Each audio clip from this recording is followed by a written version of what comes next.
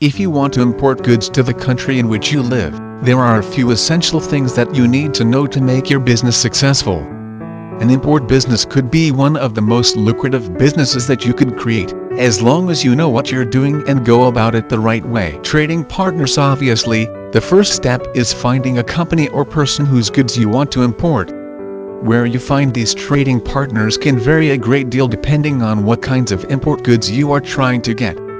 You may work with companies strictly via the internet, by phone or Skype, or you may find your trading partners in person by visiting them in their own country. In any case, having a good relationship with the companies you work with will be very important to your success, so be sure to check them out thoroughly before you sign a contract. Rules and regulations. The laws and regulations that govern the way import goods are dealt with can vary significantly from country to country, so it's important to check these out in advance. Most countries will require that goods being imported are well documented.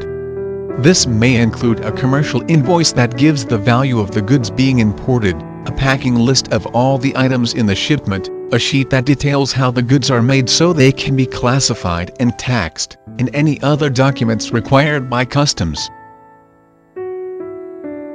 Dealing with manufacturing. The company that is producing the import goods may not have them in stock. This means that they may have to manufacture them after the order is placed and a down payment is made. The amount of time that this will take varies depending on the item.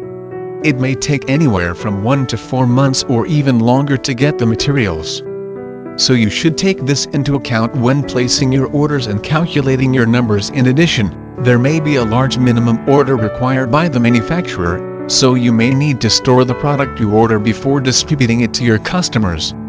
All these factors will affect your bottom line profitability. Payment terms. Most, if not all, overseas manufacturers will want payment by wire transfer or some similar method in return for the import goods. They will usually require a down payment up front, with the rest due when the items are ready to be shipped.